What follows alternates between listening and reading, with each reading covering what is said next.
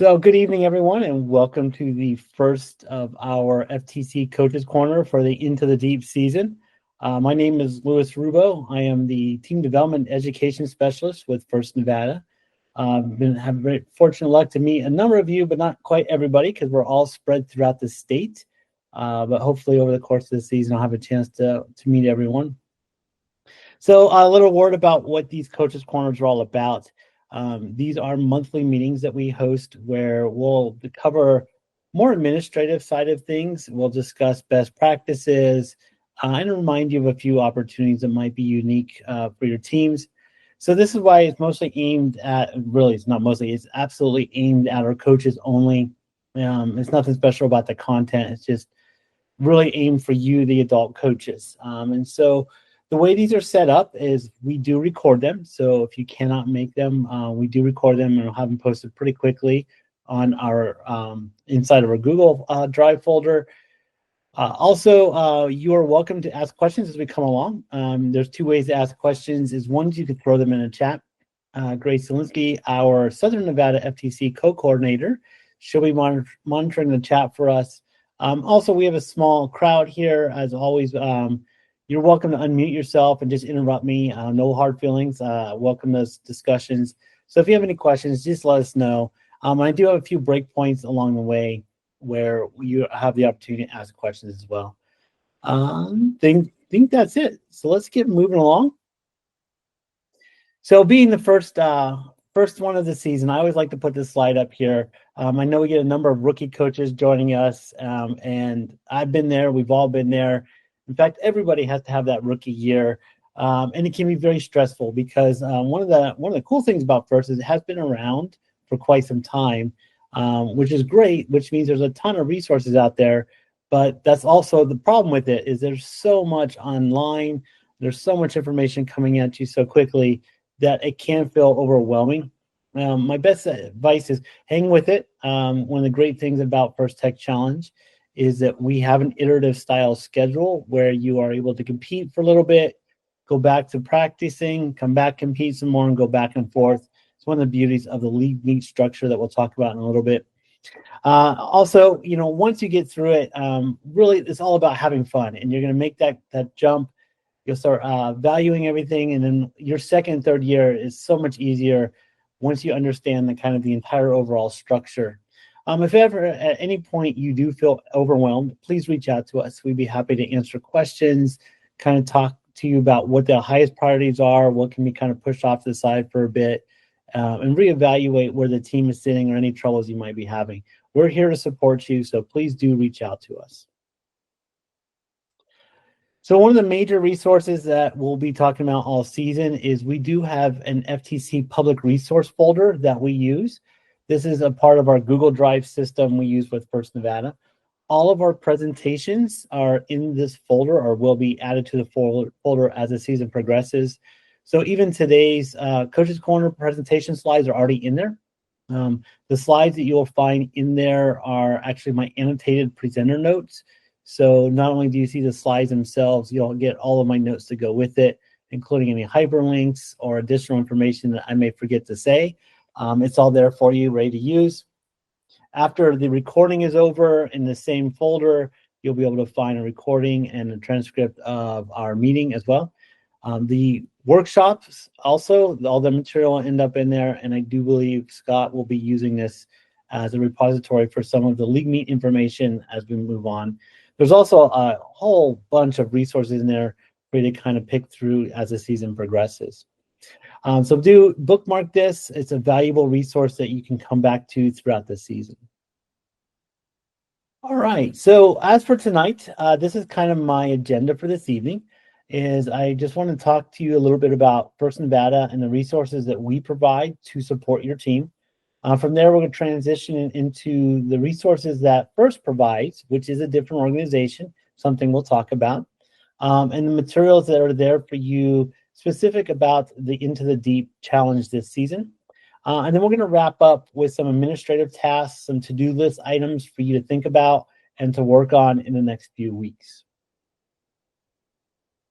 So here we go. I do want to start off by just talking a little bit about our nonprofit organization.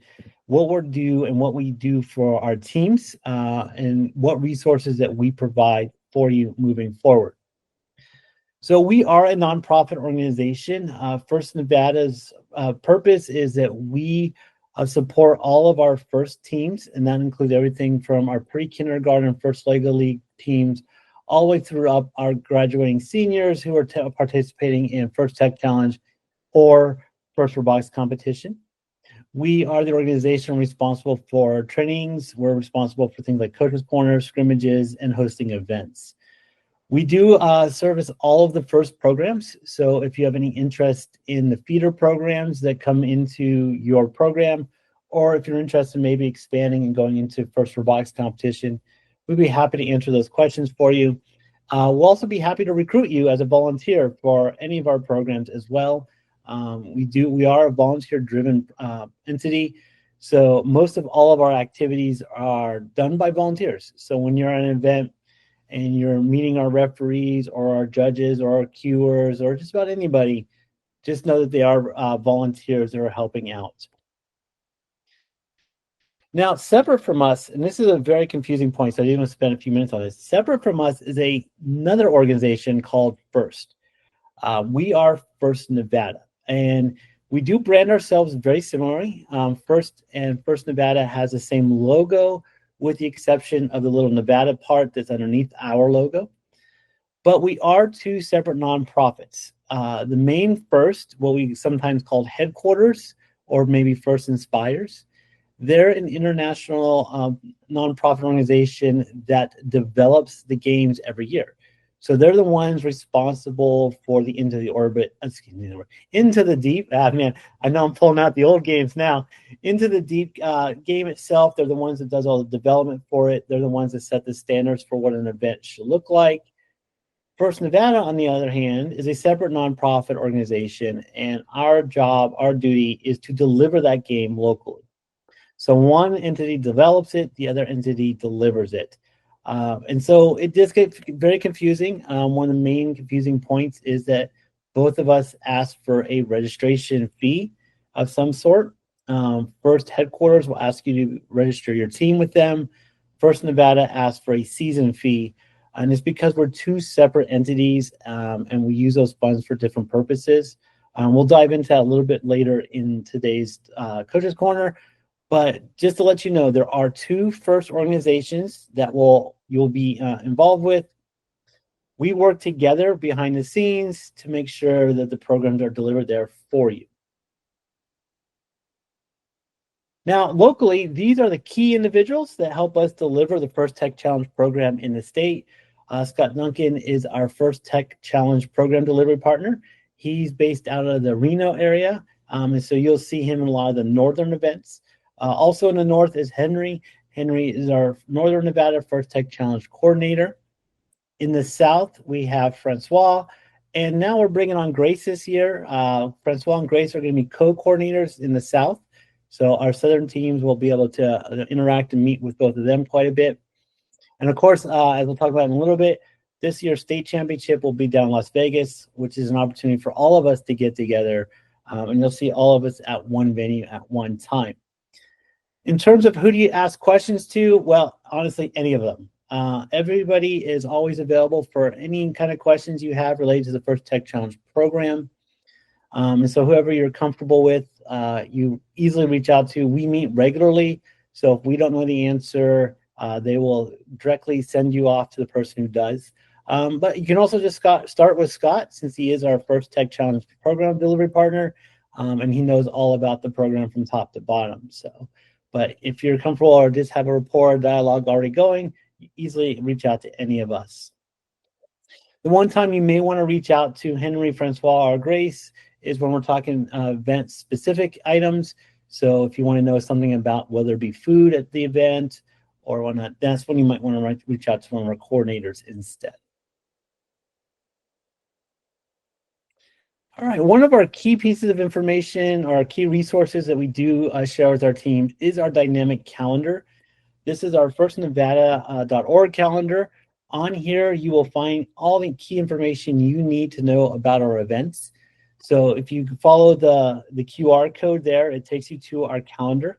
I call it a dynamic calendar because what we do is as information is finalized, we put it on the calendar for teams to reference. It also has inside of it all of the registration links to things like our workshops. So the way you get to it is you do follow that QR code, or you go to firstnevada.org, navigate over to our events page. When you see the calendar here, you just click on any of the titles and you'll get a pop-up window like you see here as an example. Inside that pop-up window is all your key information. You may need to click on the more details hyperlink in there, but all that information is available to you there. We do color code our programs. So First Tech Challenge is in orange. On this calendar, it typically comes very close to the red color of First Lego League. So we also try to put at the beginning of our events an FTC, letters at the front so you can identify that quickly. But all the events for FTC are meant to be in orange as best as that calendar can show it. The primary way we communicate with teams is through a newsletter. So Scott periodically will write these newsletters, and they will have all the information you need to get through the season. This is our assumed first point of contact with all of our coaches. So it will include all of the information that you absolutely need to know. On our end, we make the fun but dangerous assumption that everybody is reading these newsletters. So please do take your time and read through them. They are brief and concise. They're well written. And so we do ask that all of our coaches read through here because there's a really important information about signing up for things like your league and about potential grants coming up, as well as support items that are available to your team. Now, as a coach, if you are lead coach 1 or 2 in the first system, we automatically add you to our mailing distribution list. So there's no need to do that. If you have additional mentors or coaches or parents who are interested in getting this information, they can navigate to the firstnevada.org website and they can add themselves to our mailing distribution list. Or you can shoot us a quick email and we'd be happy to add more people to it. The more people that know what we're doing, the better. So we make sure all of our information is going out there. But again, I do want to repeat because it is so important. This is your first piece of contact information. That is a bad sentence. This is your main point of contact for getting information from us. So we do assume you're reading through this. We do have, as I'll talk about, supplementary methods for sharing information, but it all starts with these newsletters. So other resources that we have from First Nevada is we already talked about the Google Drive. We do have a repository there for you that contains things like the notes from tonight's Coaches Corner, from our workshops. They'll end up in there, our recordings, also league meet information, league tournament information will end up in there. Separately, in parallel to this, we do have a YouTube playlist for all of our recordings. So whenever we record things like our Coaches Corners or we stream our competitions, we do have a playlist that gathers up those videos, and you're welcome to dive into those at your leisure at any time throughout the season. So yeah, just follow that QR code, or you can also go to the First Nevada YouTube playlist, and you'll see it's one of the playlists that we put together for you. So as a supplementary and secondary form of communication, we do maintain a private Facebook group for our coaches. We do ask that only adult coaches join this Facebook group. We do use it as a secondary form of sharing information. A lot of the information in there is repetitive, or it's ancillary stuff that's on the side that you don't necessarily need to get through the season. It also is an opportunity and a place for you to ask questions. So if you need help with anything, you're welcome to go into our Facebook group here and ask those questions. It also has reminders in there for things like, hey, we have a workshop coming up. Make sure you signed up for it. Now, if you're not a Facebook user, that's okay. We do, like I said, assume that this is a secondary form of communication. So anything that ends up in our Facebook group, either you're hearing about it elsewhere or it's not absolutely essential for you to get through the season and knowing that information. So if you are a Facebook user or even a casual person, you're welcome to join the group. Just follow that QR code there, or you can search for First Nevada FTC Community and we'd be happy to have you join that conversation. New this year, we are trying something out. We are now introducing a Slack workspace for all of our FIRST programs. So under the one workspace, you can join FTC or our FIRST LEGO League or our FIRST Robotics Competition conversation. We have it all under one workspace. If you're not familiar with Slack, Slack is not social media. It is a business communication app. It's designed for people to work together collaboratively, and that's our main purpose for it. When we get our end of season surveys from our coaches, one of the big things we get feedback on is you would like more ways to communicate with each other. You would like to hear more peer-to-peer communications, coach-to-coach communications. And so Slack is a great tool that allows that to happen. It's a way for you to have quick access to other coaches, as well as even asking First Nevada people quick questions as well. Again, I do want to emphasize this is not a social media thing, so you're not what you post in there doesn't get out in the open. And I also want to emphasize this is a voluntary thing, like with our Facebook group. Information that's posted on here is assumed to be secondary from the newsletters. So you will see repetitive stuff in there from the newsletters, but you might find a few other things in there. Like you see, I have a little screen grab from some recent posts about the Rev Robotics Starter Bot and some information about the new robot signs that are required and how your team can possibly get some free versions of it. So it's that kind of stuff we put in there. Now, if you're only interested in FTC, you can have a limited view of just the FTC information.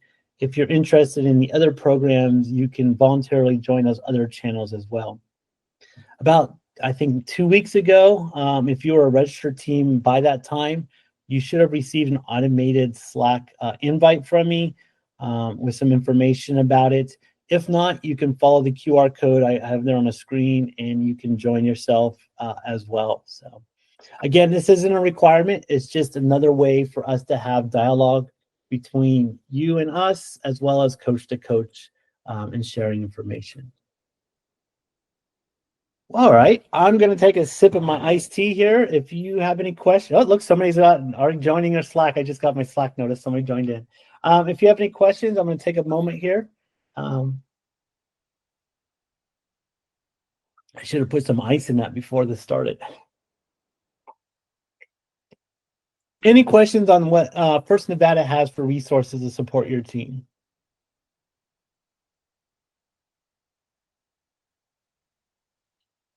All righty. If not, I'm going to move forward. You can always backtrack and we can come back to it. What I want to do now is shift gears. So far, I've been talking about the things that First Nevada does to support our teams. And remember, First Nevada's purpose and goal is to be there for you as a resource in trainings, as well as hosting our events. Separate from us and parallel to us is the First headquarters portion of the program, and they're the organization that comes up with the game every year. So they're the one that came up with the Into the Deep game. They're the one that tells us about the judging rules. They're the ones that require certain specifications. What I'm going to do now is talk about the resources that they provide. So this is the resources coming from First headquarters. Grace, you have a question? Yeah, we have a question from Gina Holmberg, and it is, where do I get my newsletter? Can you reiterate the information on how to access that? Yeah, so there's you automatically, as if you're a lead coach 1 or 2, you're automatically added to our distribution list, and we send it to the email that you have on file with headquarters. If you don't have that, you would go to firstnevada.org, and if you scroll to the bottom, you can add yourself to our newsletter as well. And if you have back copies, or I should say, archived versions, you can link to it in there. Scott, if you don't mind, maybe someone throwing in the link to the archive, that might help as well.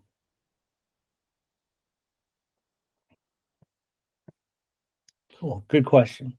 Because that is really important that everybody receives those newsletters. So the first place you'll want to go to get information specific to the game is you're going to go to firstinspires.org. and you'll navigate over to the First Tech Challenge game and season section. And this is what the landing page currently looks like. I took this screen grab earlier today. You'll notice it's kind of divided. On the right-hand side is the main content for this page, but on the left-hand side is a menu there of a lot of resources that are very helpful for our teams. And I'm going to kind of walk through a handful of them because each of them in their own right are very helpful. But this is kind of your landing page to get to a lot of the key resources that are available to our teams. The first and maybe arguably most important of them is the game and season materials webpage. This page contains the competition manual. It contains specs about the field, about the actual game elements. It has all the key rules that you need to know as a coach. And I should say it's not only that you need to know them, really your team members should become the experts, especially on the competition manual. So there is one document, and this year it is different. There's only one singular document. In the past, it used to be two split documents. There's one document now called the competition manual, and this has all of the season-specific as well as the evergreen rules related to participating in the First Tech Challenge program.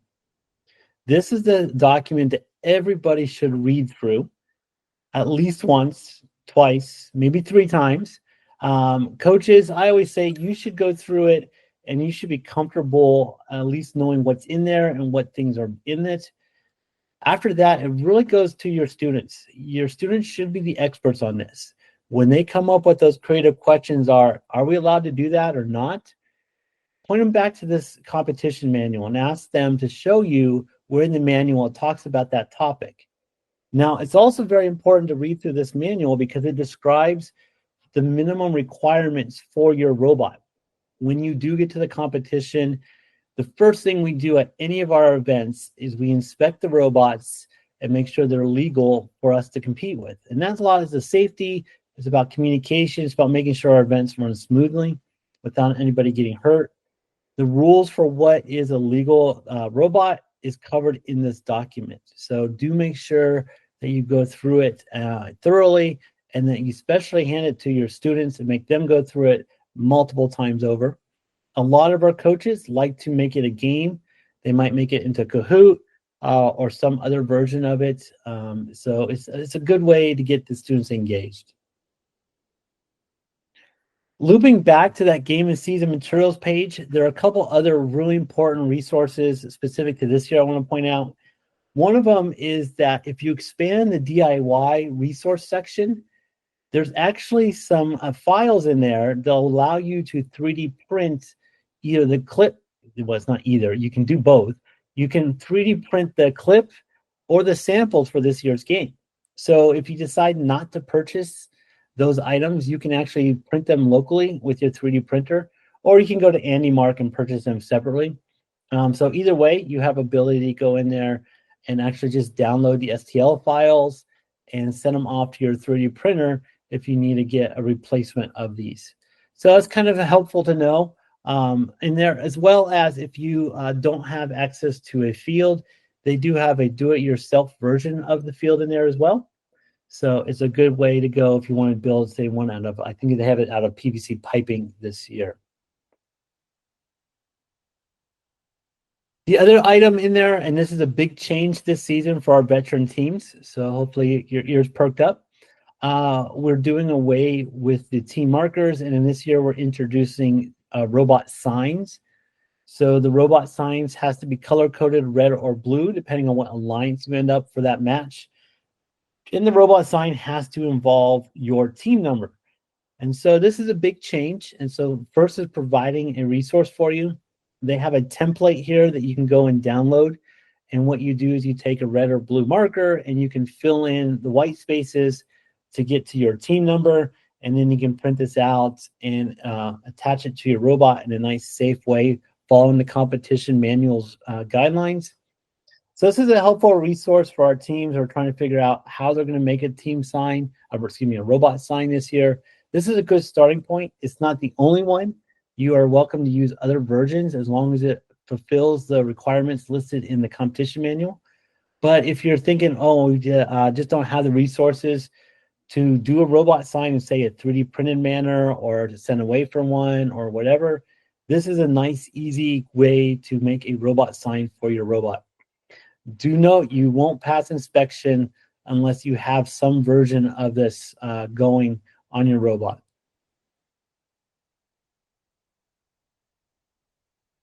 Another resource that is available to our teams is the robot building page resources. On this page, you'll find a lot of key information that is focused on building your robot. So on this page, you're going to find a list of starter robots, which I'll talk about here in a moment. You'll also find some information about electronics. You'll find some button labels that you can print out. You'll get a list of legal and illegal parts. You also get some guidance on CAD. So if your team is starting to explore computer-aided design, so there's some great resources to go there. And then it links off to the other resources, which we'll talk about in a minute. One of the key things you will find on this page is that this year there are 4 different, what we call starter bots, made by 4 different partners with First. One of them is built by GoBuilda. There is the Rev Robotics starter bot, the IndyMark Robot Spot, and now the Studica starter bot. I will say I couldn't find a good picture of the Studica one, so that's just his chassis, but there is a much more extensive starter bot from them as well. Now, the idea behind these starter bots are, if you are a newer team and you're having some difficulties maybe designing your robot or getting inspiration for what a robot will look like, these starter bots are a good place to begin with. Each of these robots can be built with a starter kit provided by the manufacturer. So if you do a GoBuilda bot, you can buy a GoBuilda starter kit, and you should be able to build that robot out of their starter kit. Likewise with Rev, IndyMark, and Studica. So this is a great starting place for our younger teams who are just maybe figuring out what FTC is all about. Do note that you are not required to use these robots. And also, these robots are not designed to be the end all. They are designed to score some of the game, but they cannot score all of the game. You really should use these as they are named as starter bots. They're a way to get your team inspired to think about what the robot might do or look like. But then you are welcome to either modify them or improve them or ignore them outright and design your own robot from scratch. You're also welcome to, if you have the courage, to mix things. So you can do a GoBuilda / Rev robot and make a Frankenstein robot. You can have all kinds of fun. As long as it fulfills the requirements that are outlined in the competition manual, you're good to go. But these are great starting places for you. Now, this weekend, we do have a Robot in a Day workshop. That workshop is going to focus on the chassis build, mostly using the Rev Robotics one. But if you do have any of the other kits, you're welcome to join us for the Robot in a Day. We can help and guide you through that build. And the other half of the workshop, we actually talk about configuring your hardware. And so that is independent of all of these models. We can walk you through that. So hopefully we'll see some good teams out this weekend with some questions on building that first robot. Another major resource that's helpful here is there's a page dedicated just to programming. So our teams are allowed really to have 2 programming platforms. You can either use the Blocks programming language, which is kind of an extension, if you will, of the traditional, I'm completely blanking on the classic Scratch. There we go, Scratch. Kind of the classic Scratch approach where you click and drag blocks and snap them together. There is a guide there, but teams are also welcome to use Java to program the robots. And there's actually 2 ways to do that. There's what we call on-bot Java, and there's as well as Android Studio. So this page contains some great resources to get you started. If you are new to FTC and you don't have a good background in Java, I would point you to the Blocks programming guide. This is a great starting point for teams to be getting their initial programming. It's very intuitive, very user-friendly. This weekend, if you come out to the Robot in a Day workshop, this is the programming language we're going to use. In fact, when we go to the autonomous workshop later this fall, we're going to stick with the Blocks programming language as well. But if you are interested, Java is a wonderful language to learn and use as well. Either way, your team can easily do and get as much out of what they can out of the robot using either approach. So it is a good place to go.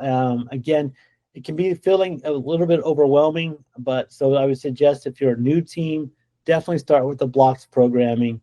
If you're a more seasoned veteran, or if you have maybe a mentor who's comfortable with the Java language, Java does great as well. There is also a team management resource page. This is great for you, the coach. So stepping away from the robot, stepping away from the programming, this page is really all the other stuff that goes into the FTC program. So there's a lot of stuff here that help you kind of do your team management throughout the season. You'll see things on there about registering your team, about mentor training, about setting up a budget, about maybe fundraising. All these sort of items are covered on this page. One of the things I want to point you to on this page is very helpful is the mentor manual. Now, it is still branded for last season, so if you click on it, it does still say center stage, which was last year's game. That's okay because the content is more or less evergreen, and so you will still get a lot out of the mentor manual. Is it very helpful, especially if you're new to coaching, because it lays out kind of the expectations as a coach, kind of what a team meeting should look like. It talks a little bit about the things you need to accomplish as a team. So it's a very good read if you're new to the program and you're kind of maybe feeling a little lost, you're not sure exactly what your role is as a mentor. This document kind of helps you get through that question and helps you get in a path where your team will start off from kickoff and have a successful season at the end of the year.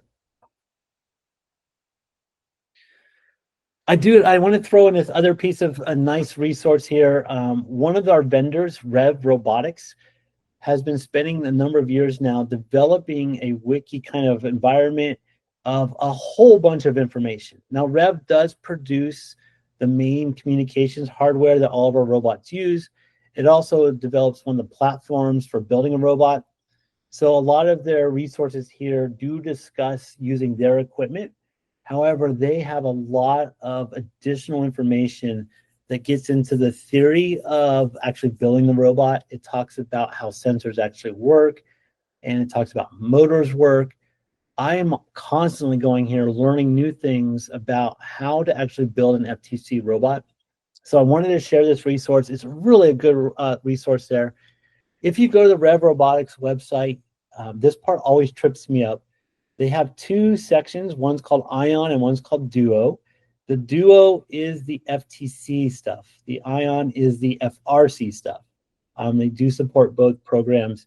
So you want to go into the green Duo section, and they do have some wonderful resources in there about actuators, motors, sensors, all kind of building tips about good structure of the robot. And also, if you are getting into some troubleshooting, especially with the Rev communication system, they have some really good documentation for you there. All right, it's time for me to take another sip of tea, another time for you to ask questions. Scott and I covered something that Riley asked a question on about the robot inspection. Usually the robot at competitions, before you compete, when we are doing the inspection, we use a checklist to go over all of the areas of your robot. Normally this is provided online. It's not out quite yet. Scott mentioned that it will hopefully be out October 10th with along with a couple other season materials.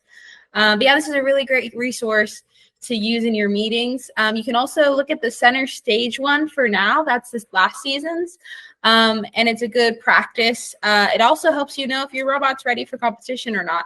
The biggest difference between the center stage one and this season's one, even though we don't have it out yet, is going to be the horizontal expansion limit. You can also find information on the inspection in the competition manual. It has its own section under I. Nice.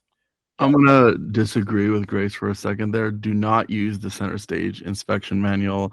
There's a lot of different changes this year. more than what she just said, I would just wait till October 10th to pre-inspect your robot. And the manual lays out all the things you need to have for your robot. There's just not a simple checklist yet. And I will be covering that topic in a future Coaches Corner over the month of October, as we'll talk about our season schedule here in a moment. October really only has a scrimmage in it, so our teams will get together then, and you don't have to pass inspection necessarily. We're very lenient for the scrimmage, but we can help practice that inspection process in there. And then November, we don't have an event. So your first time your robot has to pass inspection for sure. Wouldn't be until December. So we'll have plenty of time to have that inspection sheet published and for us to go into what exactly is in there. So Margie, Margie, this is for FTC, the First Tech Challenge program, not First Lego League. So this is I would say mid-size robots, the metal robots, though. And thanks, Nanami. So some key information. Your robot does have to have a button, has to have a label on it identifying as power button. And so there's kind of a sheet of those you can print out and tape to the right location. There's a resource I think Nanami just linked to it as well. Good. Nice. Cool. Well, let's talk about administrative tasks. So we are just not too far removed from kickoff. That was a couple weeks ago. That's when we first learned about the game for this season. Very exciting moment as we all share across the world what exactly the Into the Deep game is all about. Now we're starting to get into the thick of, we're at practice. We're starting to build those robots. We're figuring out our strategy for this season. On the back end, as a coach, we have a few administrative tasks that we want to share with you to get your team ready for the year. So that's what this section is about. So coming back to First Nevada, and our role and responsibility here is that we do provide workshops for your teams, as well as our monthly Coaches Corners. The difference here is the workshops are designed to be a hands-on experience. Even when we do our virtual ones, which we'll talk about, they're meant to be interactive in some fashion or form. So the workshops are really designed for the students, with the coach on the side kind of helping, as I say, herd the cats. But it's also for the coaches to learn something new as well. When you are a first coach, no matter what program you're in, you don't have to be an absolute expert. You're really just someone there to help guide the team, make sure they don't go astray. You're not the one there necessarily having to teach them how to CAD the robot, program the robot, build the robot, do a business plan. You're there to help them make sure that they know that that's an important item that needs to get done. And that's what your job as a coach is to guide them along that way. Now, if you are an expert in one of those areas, by all means, teach your students how to program if that's your background. Or if you have a strong mechanical background, teach them how to build the robot. But at the end of the day, the students are the ones doing the work. And your main role as a coach is to guide them along that journey and make sure they do have a robot ready. Make sure they have a presentation ready when they get to judging. Make sure that they are at the right location at the right time, and to learn with them. So do not feel that you have to be an expert in all things FTC. Come to our workshops. You can learn just as much as the students do. But separate from that, we do our monthly Coaches Corners, which obviously we're doing one right now. This is designed to give you that key information about what exactly needs to be done. What are some of the resources that you could be sharing with your students? So for example, in that last section, when I was talking about the programming pages or the building pages, that is for you to share with your students. And I share that kind of information with you during the Coaches Corners. Here's our schedule for this season. Obviously, our first Coaches Corner is tonight, so you're here, good. We do have one in October, November. We will take December off. It is a shorter month because of the holiday break. We also have our first league meets in December. Then we'll come back in January for one more Coaches Corner. So we have 3 more this season. All of them are virtual. All of them are for 1 hour. All of them are on a Tuesday evening at 7 p.m. Separate from that, and on the side, we have workshops. We've already gone through our global kickoff. That was on September 7th. This Saturday, we have our Robot in a Day workshop. That will be followed up by a computer-aided design workshop and autonomous programming. We'll have a scrimmage at the same day as our programming workshop. We have a marketing and business workshop that is for our Southern teams, or if you would like to travel down to Las Vegas for that one. And then in January, we'll have an engineering portfolio workshop. So that's kind of our map there going through it. Here are QR codes if you would like to register and get more information on them. I will talk a little bit more right now about the Robot in a Day workshop. Is designed to be, you bring in a pile of parts, you bring in your rev kit, your Go Build a kit or your Tetrix kit, and we'll help you build that initial chassis, and we'll teach you how to configure the hardware and get it moving so that by the time you leave on Saturday afternoon, you have a moving chassis. Coming up after that is a computer-aided design workshop. That is a virtual workshop. It's on a Saturday afternoon for 2 hours. During that workshop, we're going to talk about the beginning ideas of CAD, computer-aided design. We're going to use Onshape as our language there. We'll talk about how to use Onshape to CAD parts and to import parts from their libraries. And so that gives you some starting points there. We will have an autonomous programming workshop in the end of October, the same day of our scrimmage.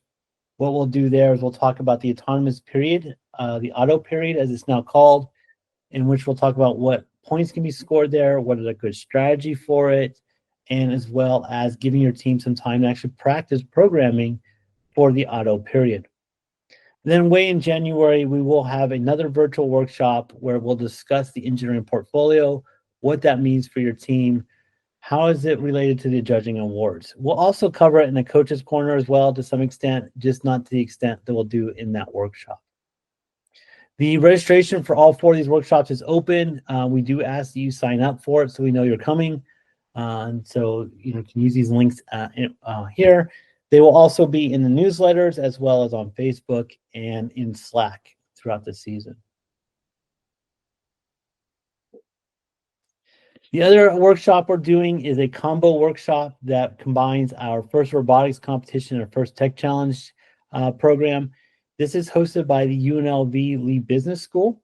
What they do is on a Saturday in November, they get together and they talk about the marketing and business side of our programs. So we're more than robots. Our teams should have a business plan put together. They should have a marketing idea of how to sell their team to others, to bring in sponsors, to help fundraise. That's what this workshop is all about. Now, this is in person and is hosted in UNLV. If you're willing to travel down, you can come down. We do not stream this one, unfortunately. So it's only for those who are able to get to UNLV for that Saturday. But it's a great workshop. We had started up right before COVID, and of course, I had to put it on pause. And then last year, we brought it back, and it was a great success. So we're going to continue partnering with UNLV on this. And we do a registration form there. So if your team would like to come out, we'd love to see you. Come out and learn about the marketing and business side of FTC. Now, one of the key differences between the 2 first organizations is that we both want your money in some level or some extent. There is first headquarters. You do pay a $295 registration fee to headquarters. That fee gets you officially registered in the system and provides support from headquarters if needed. Separate from that is First Nevada requires a $200 season fee. That season fee goes to covering our expenses associated with these trainings, as well as putting on our events and the equipment that we need. So you will be seeing invoices sent to you from First Nevada. They're going out now. So if you're a registered team, what we do is we find that you are registered through the first system, and then we will send you an invoice for that $200. It is vital and very important that you pay that fee. You will not be allowed to compete unless you do pay that season fee. because like I said, that's how we cover our costs on our end to host these events. So do know, and this does get confusing. A lot of people were like, well, we already paid the $295. Why are we paying more money? And then we've already paid first. Well, it's because there are two different FIRST organizations involved. You pay a registration fee to FIRST headquarters, and you pay a separate season fee to FIRST Nevada. Once you've made that payment, you will get an electronic receipt just denoting it. We do all of our invoicing and communication for that invoicing through our QuickBooks system. So you do get emails that are from QuickBooks. They're not spam. So just note for $200 from FIRST Nevada, that is what we ask you to pay. When we send out the invoice, there is a link in the invoice to allow you to click on it and pay by credit card. Or if you need to pay by check, there is a way to do that as well. Okay, so here's our season schedule this year. The way we deliver the First Tech Challenge program in Nevada is we divide our teams into two, what we call leagues. There is a Northern League. Oh, my league meets word is off. There's a Northern League and there's a Southern League. Obviously, for those who are familiar with Nevada, there's a huge gap in the middle where we hide our aliens. So if you're north of the aliens, you're in a Northern League. If you're south of the aliens, you're in our Southern League. What our structure is we have what we call league meets. I know my wording is a little bit off there, so I'll have to recenter that. Our league meets are half-day events where we just have our robots competing to score points. Each of those dates there, December 7th, January 11th, and January 25th, there will actually be two league meets on each of those days. We'll have a league meet in the morning and a separate league meet in the afternoon. All teams are slightly required to compete in two league meets prior to our league tournament. We have parallel league tournaments. They're on February 7th and 8th. One's in Reno, one's in Las Vegas. The big difference between a league meet and a league tournament is league meets are robots only. Our league tournaments are robots plus judging. The other big difference is that a league tournament, we actually have a playoff system where we try to crown an alliance champion. I'll cover a lot more later on as we get closer to the league tournaments, what it's like and what to do to prepare for it. But just recognize for now that there are two separate leagues that are based on geography. Then what happens is we take our league tournaments, our high-performing teams, we invite them to a singular state championship. Each year we flip-flop if it's hosted in the north or south. This year, Las Vegas will be hosting the league championship, the state championship, and that will be on February 21st and 22nd. From our state champion, we'll send a couple teams off to the world championship, which is in Houston in April.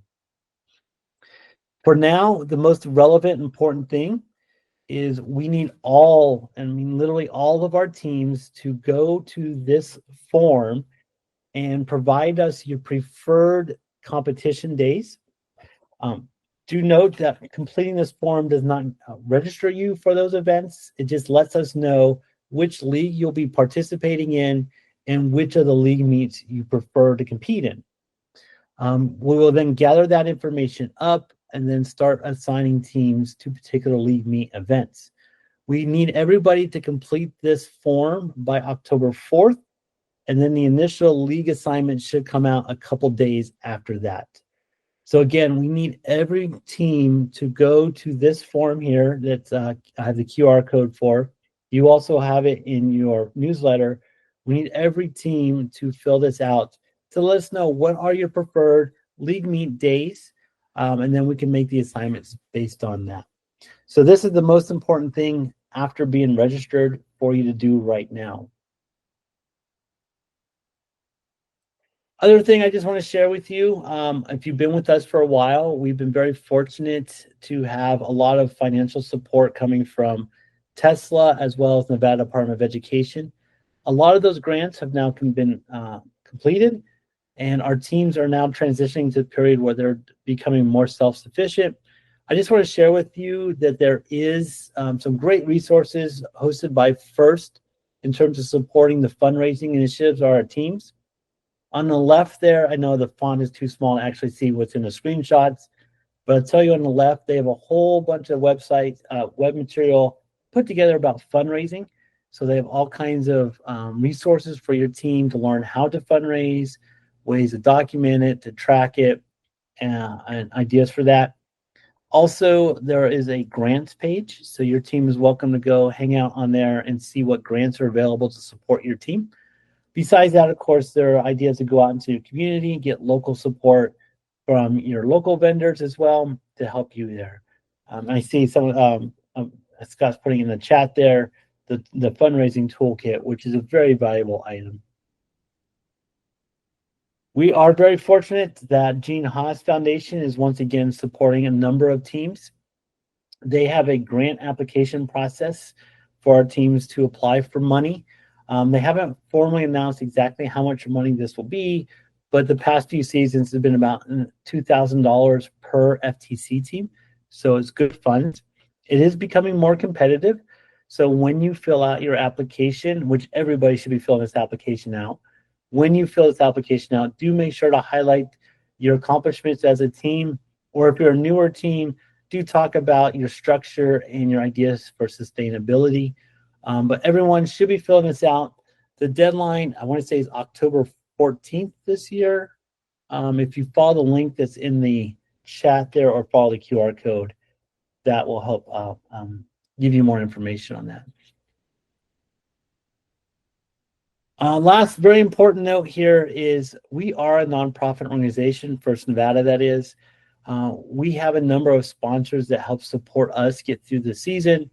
We do ask that as you go out in your fundraising endeavors, please be respectful of the First Nevada sponsors. A lot of our sponsors are longtime supporters, and sometimes, in fact, a lot of times, what ends up happening is through First Nevada's working with these sponsors, we're able to provide more support for our teams by a singular voice approaching them.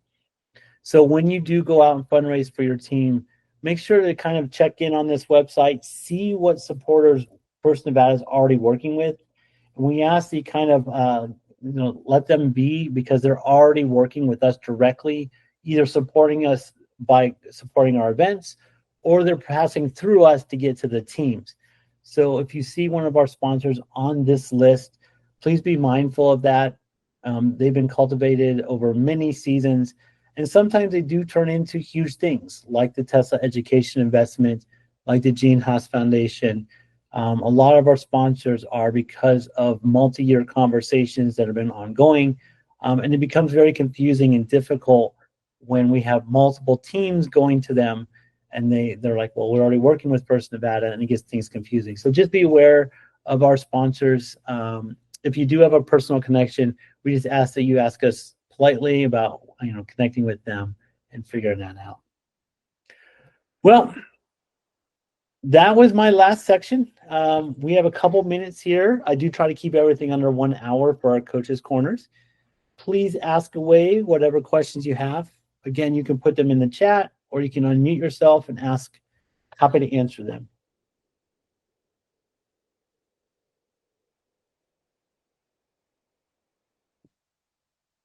Kim's asking, are the locations for the meets known at this time? Yes. Most. All of them, yes. So it is a thing that is in flux. We put it out usually in the spring, and we get a number of offers, which is great. And then after the summer, we check back in with our potential hosts and venues. Some of them have held, and some of them have had to back out for various reasons. At the moment, the only two that I'm aware of that are kind of in flux are league meets 3 and 4 in the north. We have a team that still wants to host, but they lost the venue, so we're trying to replace that, but keep the host. And in the south, league meets 5 and 6. We had a host, we lost that host, and so now we're working on replacing that. And other than that, I think they're all have something assigned. I think the league tournament in Northern Nevada, I'm not sure I put it on the calendar yet, mostly just because I'm trying to get confirmation from the principal that the gym is accessible. But we have an offer and we have confirmation they want to do it. They're just trying to work out their schedule. So But yeah, as soon as going back to what Rubo said earlier, the information on the calendar tends to be the best information. So as soon as I get updates, either way, if I have to take a venue off or put a venue on, that's where I try to update it as quickly as I can to make sure that it's clear. But yeah, mostly all set. Good. Other questions? And to add on a little bit what Scott was saying, remember each of the dates listed here, as there are 2 league meets on there. So when we say league meets 3 and 4, that would be associated with the January 11th dates. 5 and 6 would be January 25th and so forth. So they come in pairs on each of them.